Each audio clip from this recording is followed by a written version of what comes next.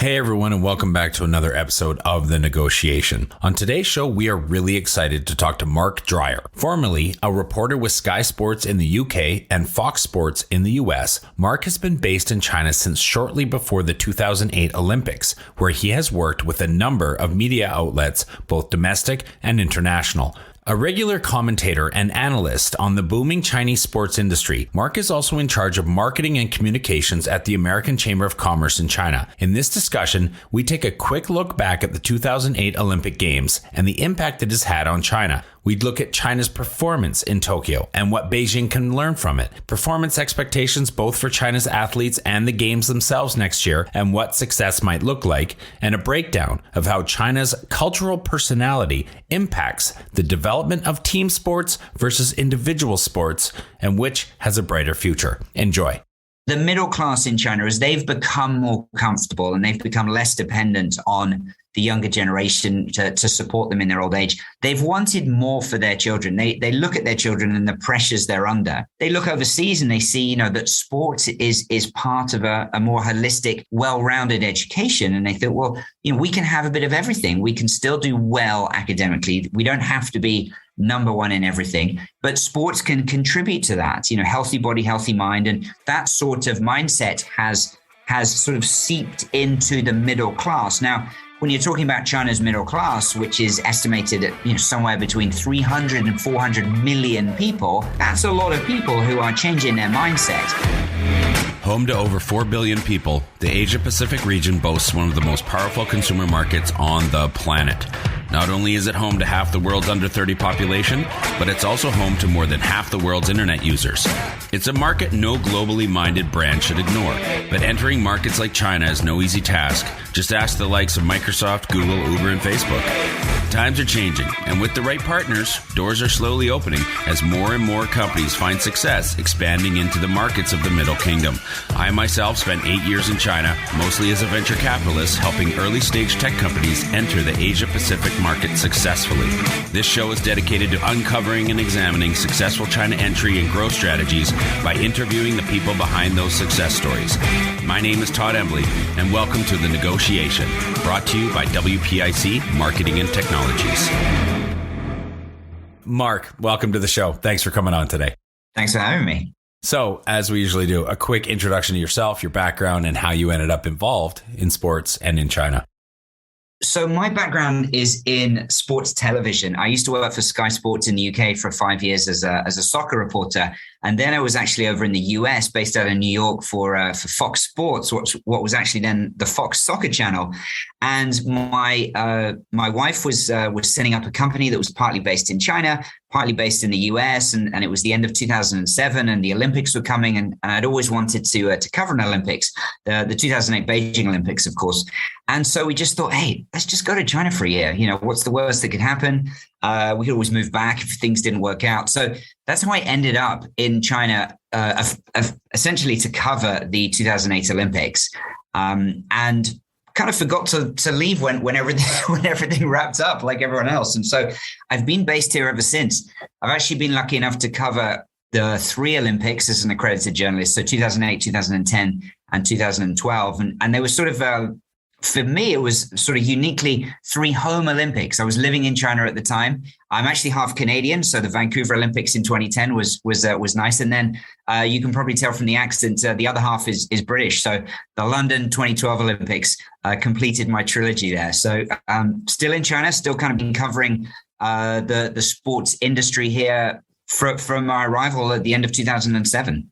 Now, you were lucky enough. I actually came back to Canada during 2008 and missed those Olympics, and then went back to China at the end of 2008 after the Olympics were over, and missed the Vancouver Olympics. I have had no luck in attending Olympics. So I will have to rely on you and your information, your knowledge, and your experience with them. So why don't we dip into that? Why don't we take a quick look back, if you don't mind, a look back at the Beijing 2008 Olympics and the impact that it had on China, both. And let's go for a trifecta, using the word that you used, both economically, or I don't know how to say both for a triple prong approach here, but economically, culturally, and athletically impacting China.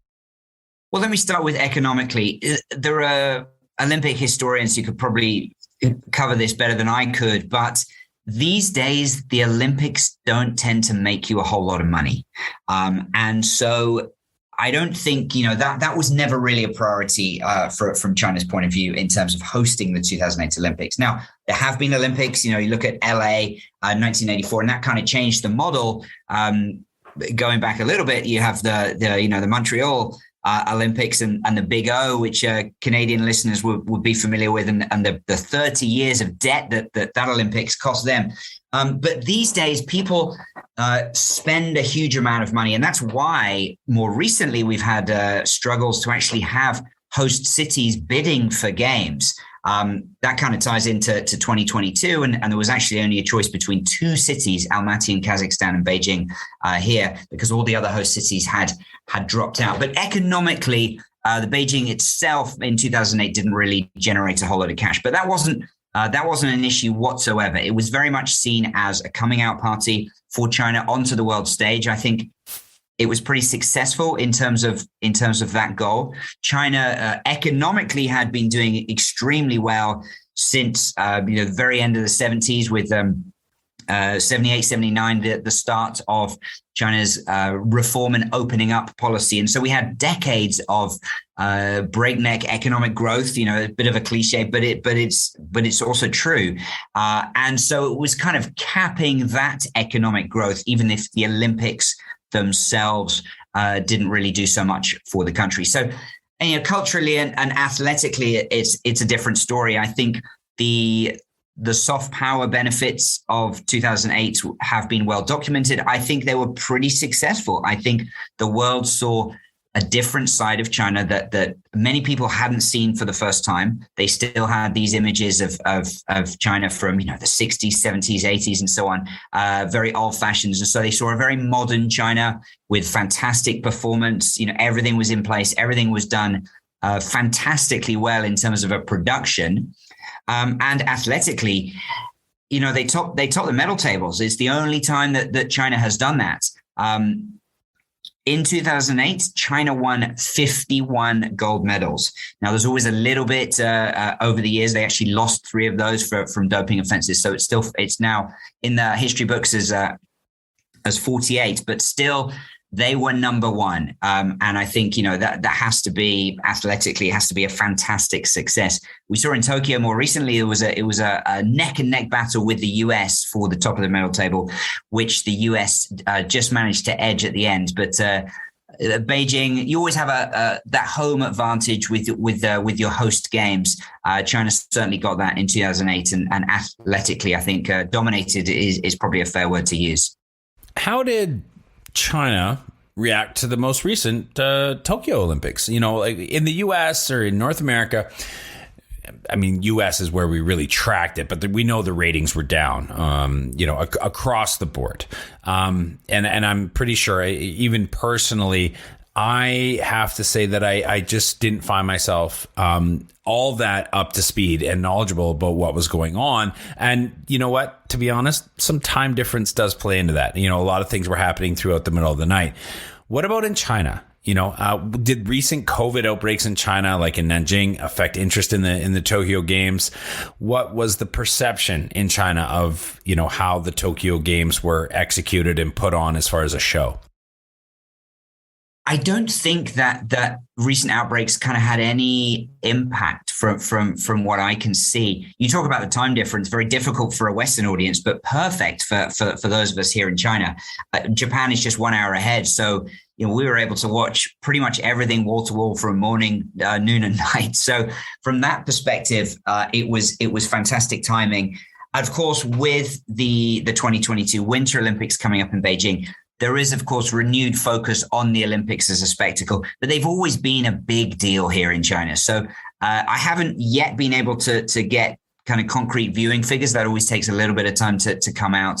And some of the data in China, of course, is it's not quite as reliable as it might be in other places. But my sense is that people were very much into the Olympics. Anecdotally, people who are not really into sport were posting about it on their WeChat and social media and so on. And so everyone's kind of following what's talking about, what everyone is talking about.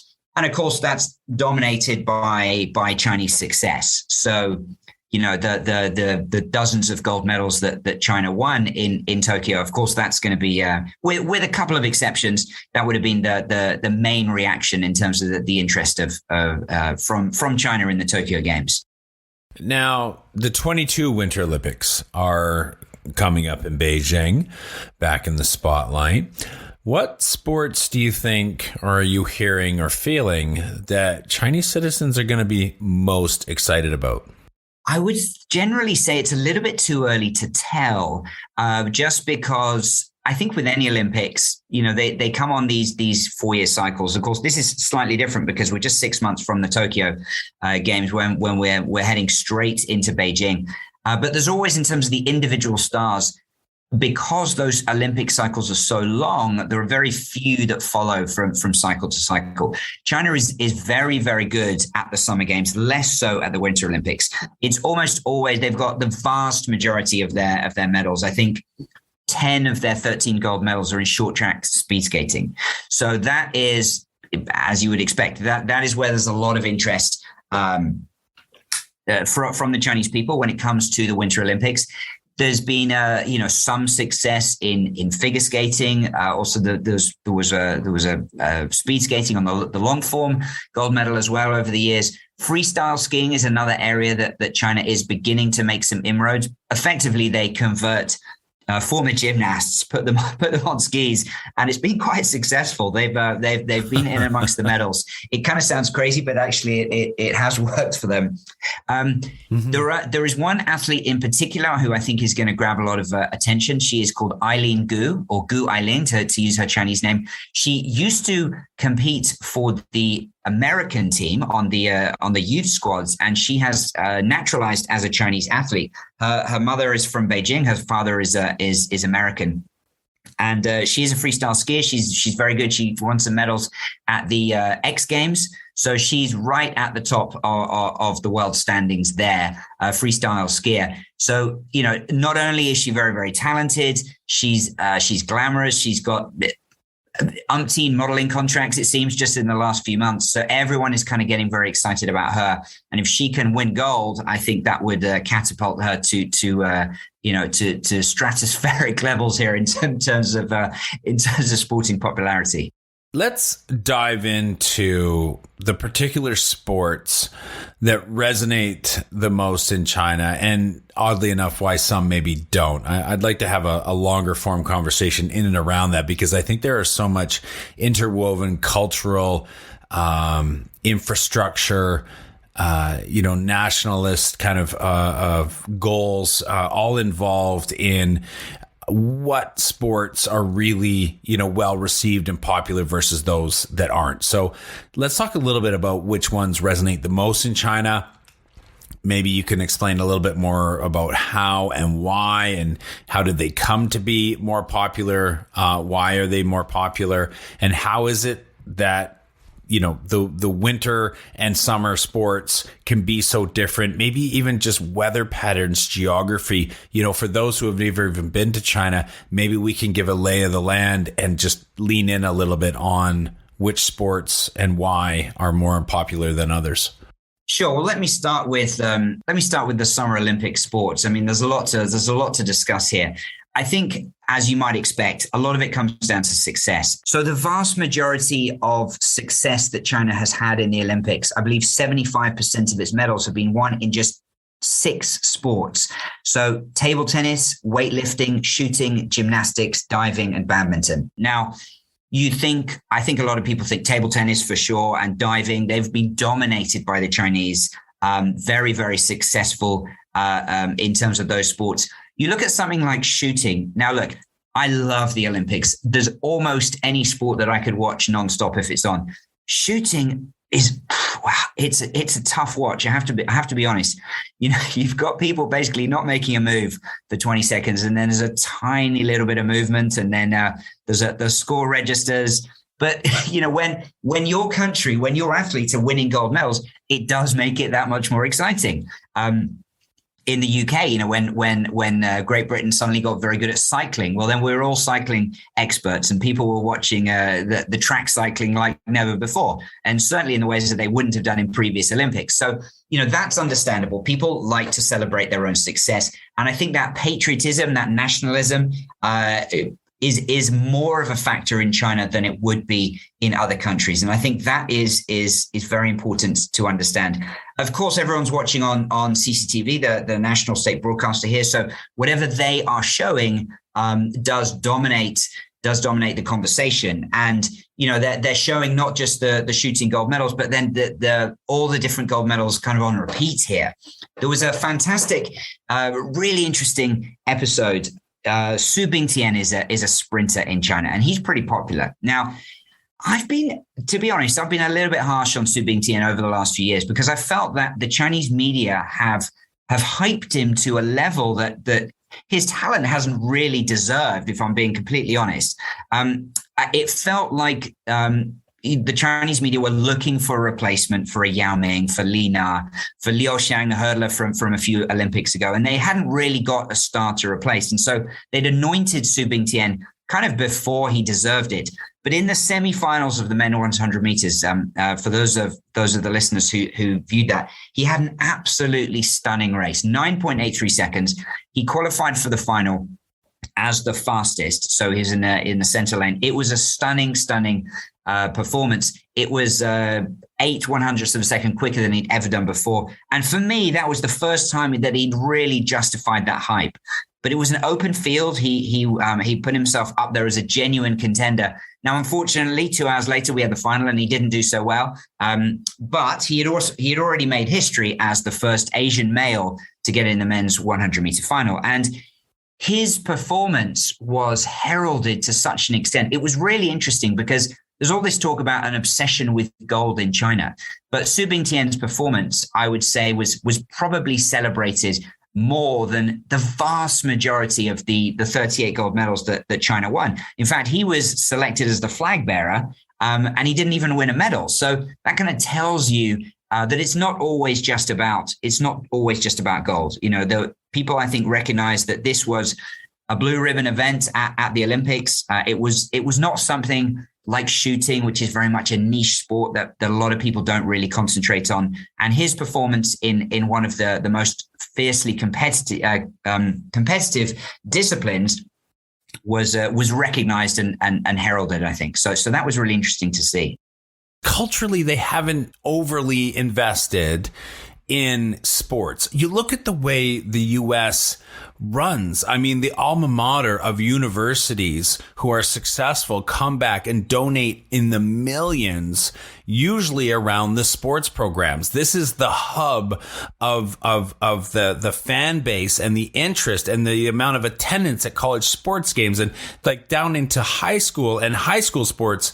They invest heavily. It is a huge part of not just the culture, but of the sports, of the professional sports. These are the training grounds. It's so heavily invested and primed and pushed, and sportscasters will talk about what high school certain players went to continue to get that grassroots feel in those geographical areas.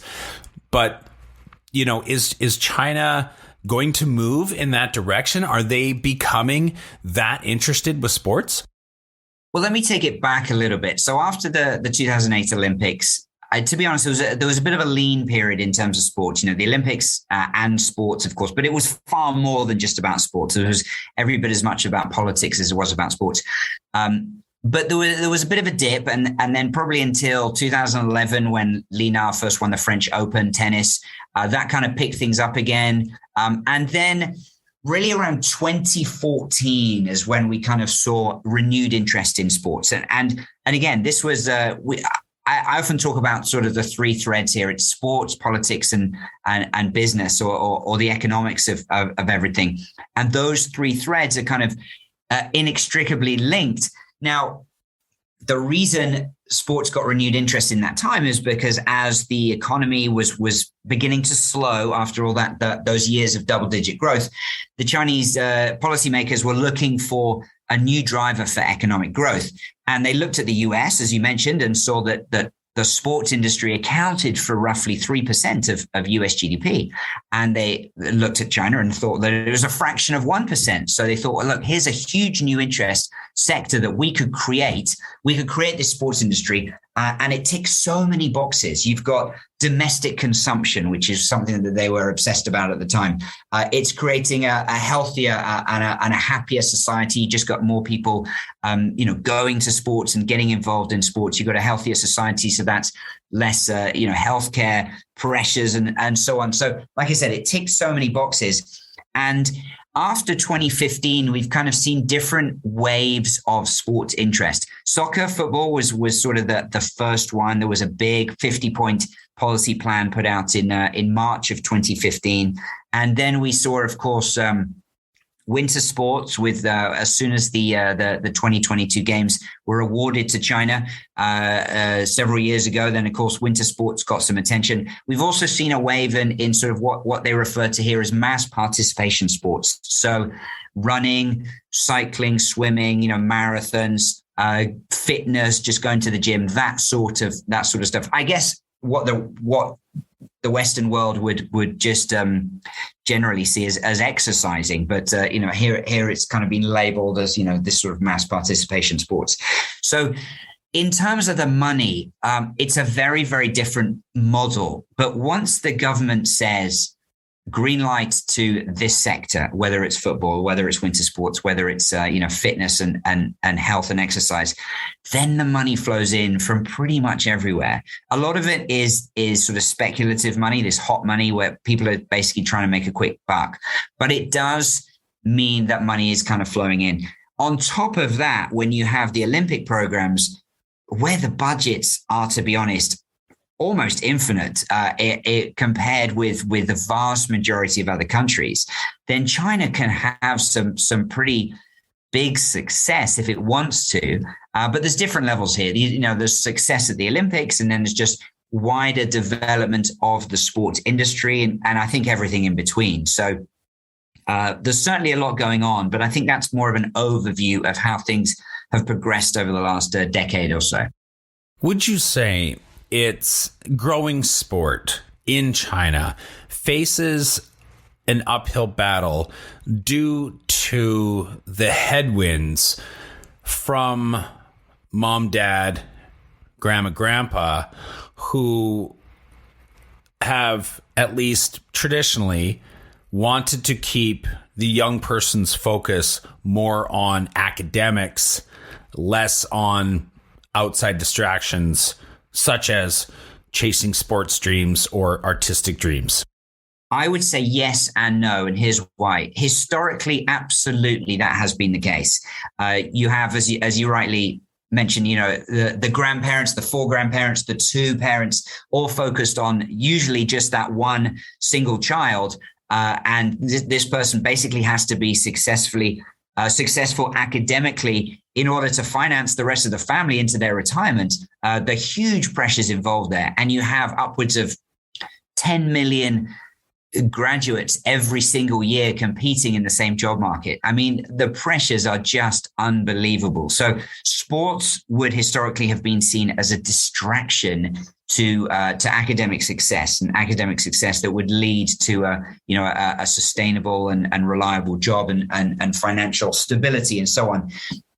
However, we have seen some cultural shifts, and these have been fairly slow-moving shifts, but the middle class in China, as they've become more comfortable and they've become less dependent on the younger generation to support them in their old age, they've wanted more for their children. They look at their children and the pressures they're under and think, well, this is not a great life for people to be under. And so they look overseas and they see, that sports is part of a more holistic, well-rounded education. And they thought, well, we can have a bit of everything. We can still do well academically. We don't have to be number one in everything, but sports can contribute to that, healthy body, healthy mind. And that sort of mindset has sort of seeped into the middle class. Now, when you're talking about China's middle class, which is estimated at somewhere between 300 and 400 million people, that's a lot of people who are changing their mindset. of course, you still do have those academic pressures. You still need to have a job. You still want your child to be successful. You still have a lot of families thinking that even though we're able to have more than one child at the moment, it's become too expensive. And so we still have single child families. And so there's a lot in that. I would say that it has been changing, it has been shifting in a more positive direction as those parents, particularly, as I said, in the middle classes, have wanted other things, just a more balanced life for their children, I think. But, tradition is hard to shake, especially here in China. And so when push comes to shove, often the academics do still take precedence. Okay, those were great, fantastic. Thank you very, very much for those comments around potential headwinds. I want to maybe talk about something that could potentially be considered tailwinds, which is a growing fitness and nutritional awareness. Is that something? Am I right? Is there a growing understanding, desire for general overall better conditioning, better physical fitness, which then involves exercise, getting out, playing sports of some nature somewhere, somehow? And do you see that as potentially having some uplift towards helping more people become interested in sports and then starting to realize they might be good at something and then they're off and running? No pun intended. Yes, absolutely. As I alluded to before, that particularly this more recent wave of fitness and exercise and mass participation sports has definitely kind of pushed people into just becoming more healthy, being more aware of what they're putting into their bodies, how they're looking after their bodies. So you see that in so many different sections, whether it's food and nutrition or organic substances and so on. Whether that really converts into top level professional or Olympic success is perhaps hard to say. But I think what is important is that China has always struggled to create grassroots sports. You look at soccer is probably the prime example. Everything here in China is top down. It is a top down society. To have success in a sport like soccer, you need to build from the bottom up. And that contradiction is in large part what has prevented China from becoming a global soccer power, as it has many, many times declared it wants to be. Because if you don't have people playing at the lower levels, you're not going to have that pyramid. China just looks and think, well, let's take the best people and train them to be at an elite level. That doesn't work in a sport that is as competitive globally as soccer is. You need to be able to fall down the pyramid a little bit, find your level, and then perhaps move back up and support those more professional levels through the semi-professional tiers, a few rungs below, and the amateur levels before that. You look at hockey in Canada, for example. You can't just have elite sport without the minor leagues and all the beer leagues that to be honest, prop up everything in the pyramid. And that is something that, hopefully organically, we will begin to see over time here in China, but it takes a long, long time to build this. And when the policymakers look at these things, they don't want to look for a 20-year horizon. They're looking at 2 and 3 and 4 years, and they're looking for instant success. And there just isn't instant success. It's not there. It cannot happen. Not when you're talking about the development of human beings, particularly, if you're looking at, for example, curling, and this is no disrespect to the curling nations around the world, but there aren't too many countries that really practice curling on a regular basis. And so if China wants to make 50 people or 100 people professional curlers, they could get fairly competitive on a 4-year Olympic cycle. But pick a sport like hockey, or pick a sport like soccer, where you've got millions of players. You just can't catch up that quickly. And so, yes, we are seeing these tailwinds, and it will take time, but I would say these are more organic tailwinds from social trends rather than policy trends, which is sort of more focused on the elite level. In an ideal world, you could have those organic wins coming together with the policy, but I don't quite see them overlapping just yet. So those tailwinds probably aren't coming directly from the south. They're more of like a southwest or a southeast, right? It's an indirect tailwind. But last question before I want to go back to talking about what the upcoming Olympics.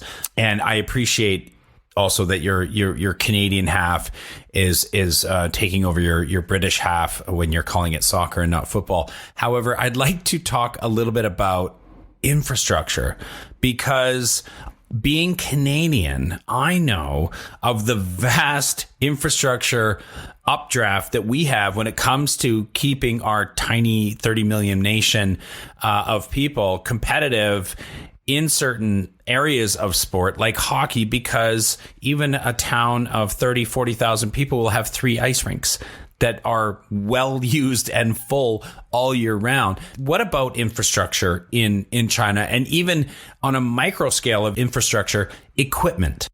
That's a great question. I would just say in the difference in somewhere like Canada, you don't just have those ice rinks, but you have the frozen ponds and the frozen backyards, and you have areas where anyone can not just can, but actually they do pick up a sport and they play it from a young age. That is sort of the difference here in China. It's not yet in people's DNA to play sports. We're getting there slowly. We're seeing positive trends for sure, but you don't grow up just kicking a ball around in the back streets as you would in South America, as you would in Europe when it comes to football, for example. China has all the money in the world and the resources. And so when it comes to infrastructure, they could build ice rinks and they could build soccer stadiums like nowhere else. But it doesn't necessarily mean that people are going to fill those. So I would sort of focus more on how do we get people playing sports in a way that they actually genuinely want to. In the south of China, one of the big soccer teams is called Guangzhou Evergrande, and they partnered with Real Madrid to have a soccer academy. And it's I think it's the largest soccer academy in the world. It's effectively a soccer boarding school, and they have, a huge number of fields and pitches and so on. And they got coaches over from Spain affiliated with Real Madrid. And I will never forget one of the coaches saying, the thing that struck him when he was coaching Chinese kids to play soccer is that they were playing in silence. And he said that he had to actually encourage them to celebrate a goal. Back in the West, you're telling people to calm down, get back on with the game. Yeah, well done. You scored. Okay. Stop doing 15 laps of the field and taking your shirt off and so on. In China, it was the opposite, and to me, that speaks to the fact that they're being told to play soccer because they're playing soccer because they're being told to play soccer, not because they actually themselves genuinely want to. And that's a big difference. Of course, there's plenty of people who like sports, and I'm not saying, everyone's sort of soulless and doesn't have opinions of their own and so on. But I think on a wider scale, those are some of the big differences and comparisons that we see with other nations. People don't just pick up a hockey stick and go out and play or kick a ball around in the streets. You don't see that nearly to the same degree. And I think that is where I would focus on the development of sports here. Just sport as something that's fun, something that is positive, that is healthy, rather than, let's focus on making a great team. And so let's find 30,000 kids to play this sport. Do those 30,000 kids want to play that sport? And if they don't really want to, even if they're good, are they really going to be into it? Are they going to develop in the same way as kids overseas who are at the very heart of it doing something that they love? Two things you said there inspired me to ask one more question before dipping into looking towards the 2022 Winter Olympics coming up in Beijing. You mentioned, of course, the silence, that they play in silence, which got me thinking, and then talking about picking up a hockey stick. And you can pick up a hockey stick, but picking up a hockey stick is only interesting if there are other hockey sticks and there are other people around who also want to pick up a hockey stick. And I think any lonely kid who's sat in the driveway shooting a ball into an empty net can attest it is so much more fun, even if you have a brother or sister that you can dress up in some goalie gear and just shoot a ball at. So I want to know if you'd be willing to indulge me to juxtapose team sports versus individual sports and what that looks like in China. Yeah. Not quite sure where to start with that one, but it's a big one because you have the things like cycling and the, cross country skiing and things like this. But then there are also all the team sports. And I'm curious, if they're growing, one is growing faster than the other, if there's some cultural, meanderings that, might be worth talking about or exposing with regards to whether they're coachable, whether they like playing in a team. Playing on a team, often you have to be vocal on the court, on the ice, on the field in order to be able to play well and function and win. Well, there was one thing, let me start with one thing that you said, playing with a sibling in the driveway. And of course, as many people will be aware, Chinese kids, until quite recently, haven't had siblings. And so, of course, yes, there's cousins and there's families. And there are, there are a number of families that do have siblings, but that it's changed not just the way that the kids play or interact with each other, but also the way that they've been educated and brought up at home. With the parents sort of devoting themselves to those children rather than just letting the kids get on with it and picking up, entertaining themselves with their siblings and with their friends and so on. And so I think that is certainly worth mentioning. In terms of the team sports versus the individual sports, there's so much to talk about here. But I think China has historically had a huge amount of success in the individual sports. And I know it's a bit of a cliche, but there is a certain amount of truth in this. If you train X number of divers, for example, and get them to repeat the same dive again and again and again, someone will be the best. And the chances are that person will be winning Olympic gold for China. We've seen this time and time again.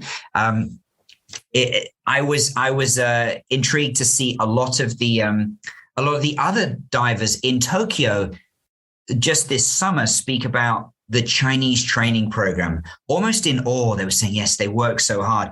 The hidden message was, I don't think we could do that.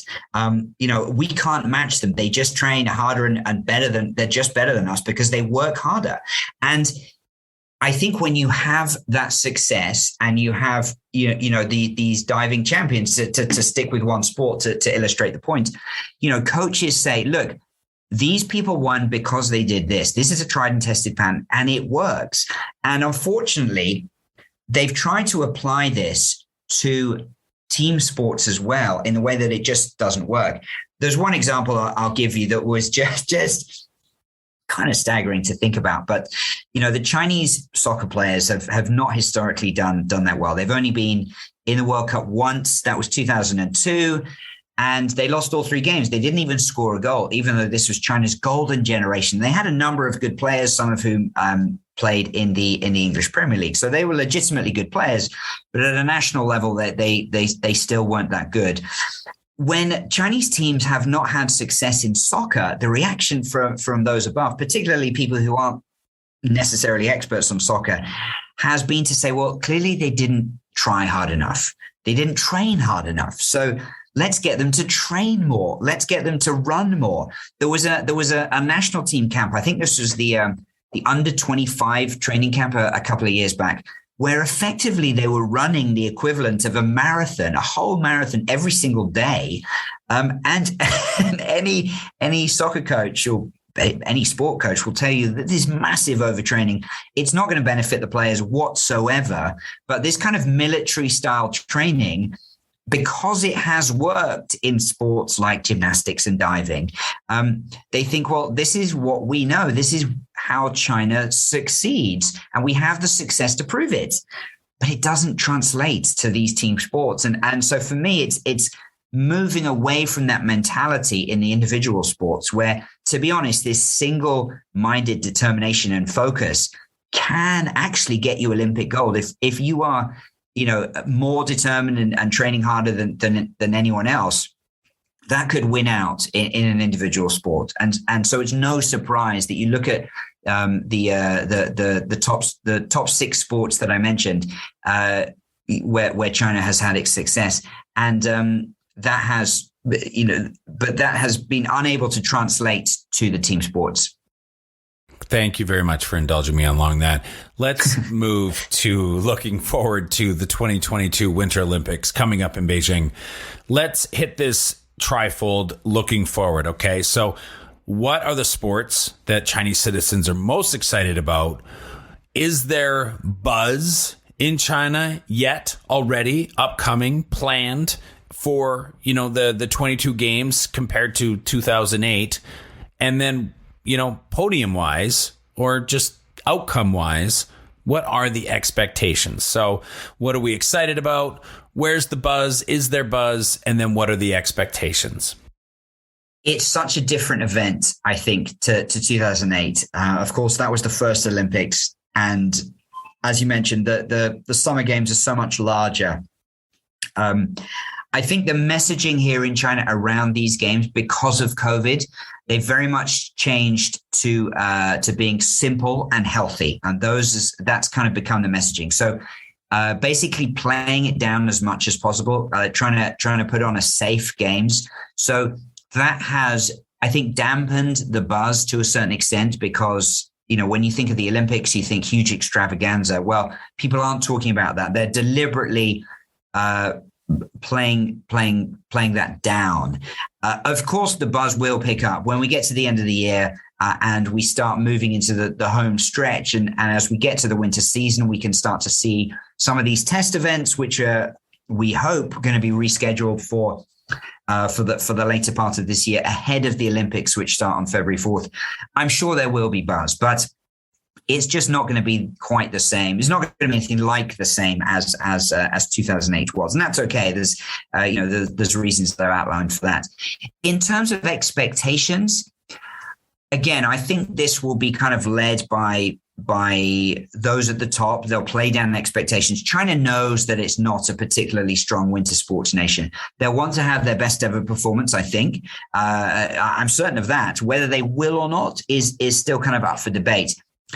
The goal that China has set is not so much medals, it's just to have one competitor in every single discipline.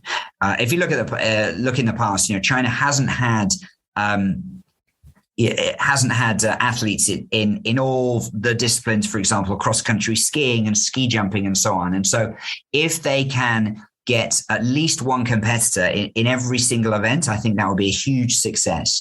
Now, of course, some of these would, in no way would many of these athletes be challenging for medals, but you just never know. I think there's been so much uncertainty, not just for Chinese athletes, but for athletes all around the world in terms of training. There are a reduced number of competitions. We don't know how athletes are going to perform in Beijing next February. And I think we saw this with a lot of surprise. Some of the best. Grace Snow Sports is one of the they're kind of under the Nielsen sports divisions, and they basically predict.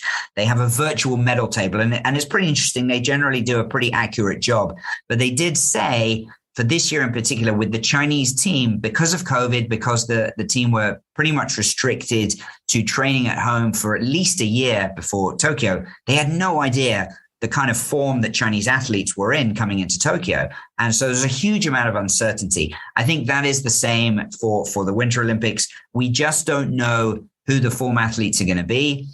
We don't know how good they're going to be.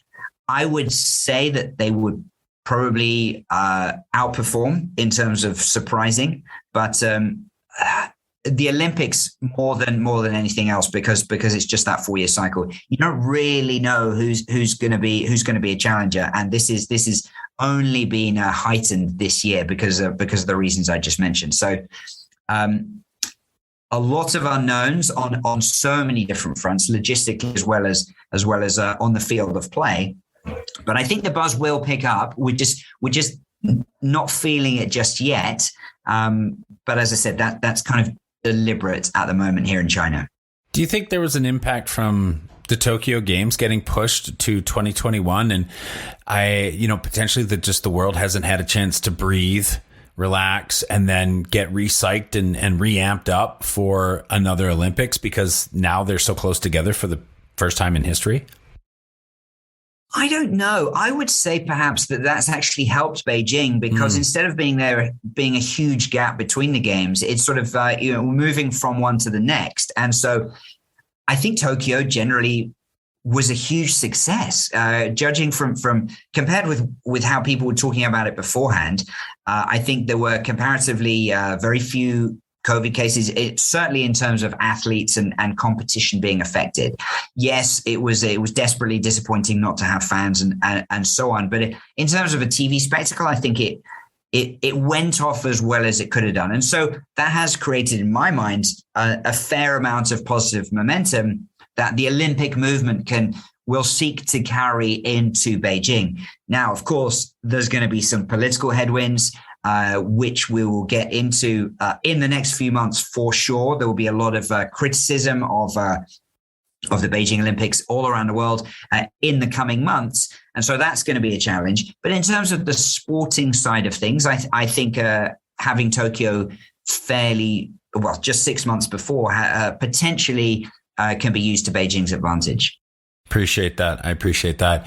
Speaking of the pandemic and COVID-19, throwing a lot of wrenches into the works for the Tokyo Games, looks like there are going to be some potential disruption to the Beijing Games as well, because we are just not getting through this as fast as obviously anybody in the world would like.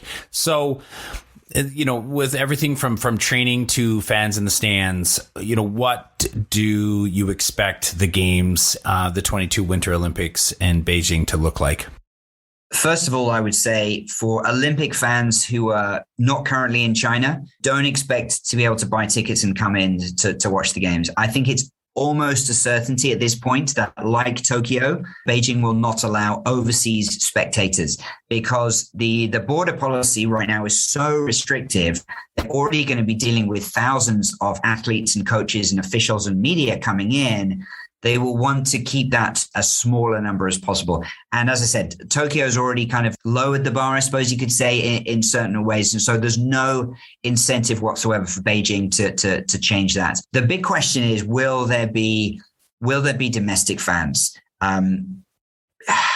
I just don't know at this stage. There's so many unknowns.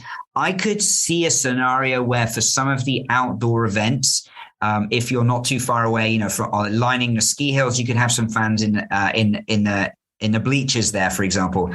But then when you get to indoor events, there's noises coming out of China where they're talking about keeping the athletes separate from the media, who will be separate from the officials and the judges and so on.